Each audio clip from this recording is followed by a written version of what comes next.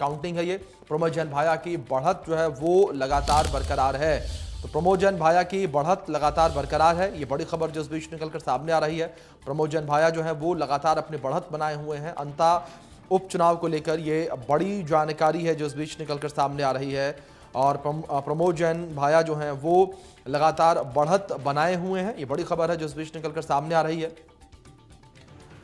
भाजपा और निर्दलीय उम्मीदवार को लेकर बात करें तो यहाँ पर त्रिकोणीय मुकाबला जो है वो देखने को मिल रहा है। लेकिन हाँ, जिस तरीके से कांग्रेस से प्रमोद जैन भाया बढ़त बनाए हुए हैं वो साफ तौर पर दर्शा रही है, बता रही है कि कहीं ना कहीं अपनी जीत वो सुनिश्चित करते इस वक्त वो नजर आ रहे हैं। तो अंततः जो है विधानसभा उपचुनाव में 10वें राउंड की काउंटिंग के बाद प्रमोद जैन भाया जो है वो लीड बनाए हुए हैं। 7,000 से अधिक वोटों से, करीब 72 वोटों से जो है वो इस वक्त लीड बनाए हुए हैं। तो वहीं निर्दलीय नरेश मीणा भाया से करीब वो 7200 वोटों से आगे। बड़ी अपडेट है जो इस बीच सामने आ रही है। प्रमोद जैन भाया जो है बढ़त उनकी बरकरार है, ये बड़ी अपडेट जो इस बीच निकलकर सामने आ रही है।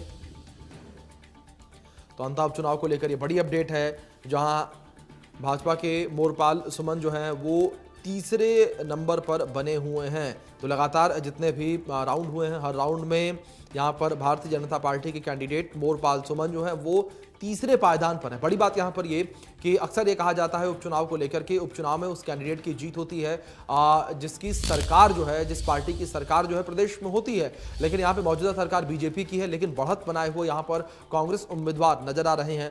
लगातार उनकी बढ़त जो है वो बनी हुई है, बढ़त अपनी बरकरार रखे हुए हैं।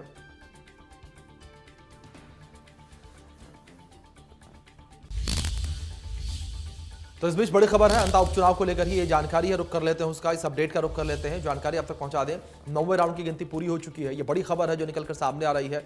तो अंतः उपचुनाव को लेकर 9 राउंड की गिनती पूरी हो चुकी है। अब तक 97,177 वोटों की गिनती पूरी हो चुकी है, ये अपडेट आप तक पहुंचा दें। 1,83,099 में से अब तक 97,000 वोटों की गिनती पूरी हुई है। अब तक 97,177 वोटों की गिनती पूरी हो चुकी है, ये अपडेट सामने आ रही है। आधे से ज्यादा वोटों की गिनती हो चुकी है। अगर इन आंकड़ों की तरफ देखें तो इससे साफ तौर पर समझ में आता है ये कि आधे से ज्यादा जो वोटों की गिनती है वो हो चुकी है। अंतः उपचुनाव को लेकर 9वें राउंड की गिनती जो है वो हो चुकी है, ये बड़ी जानकारी जो इस बीच निकलकर सामने आ रही है। अब तक 97,177 वोटों की गिनती हुई है और कुल 1,83,099 वोट हैं, जिनमें से 97,177 वोटों की गिनती पूरी हो चुकी है।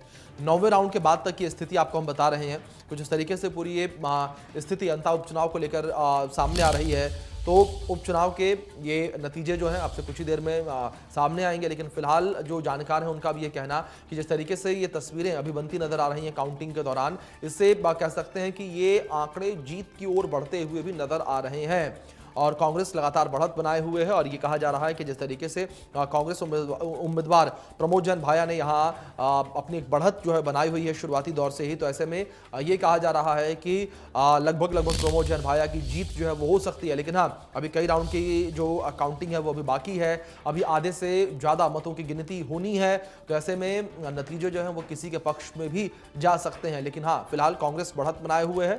नरेश मीणा जो कि निर्दलीय उम्मीदवार हैं वो दूसरे पायदान पर चल रहे हैं। तो वहीं दूसरी ओर बीजेपी को लेकर बात करें, बीजेपी से मोरपाल सुमन जो चुनावी मैदान में है वो तीसरे पायदान पर बने हुए हैं, तीसरे पायदान पर वो लगातार चल रहे हैं। 9वें राउंड की गिनती के बाद तक के पूरे आंकड़े आप तक हम पहुंचा रहे हैं।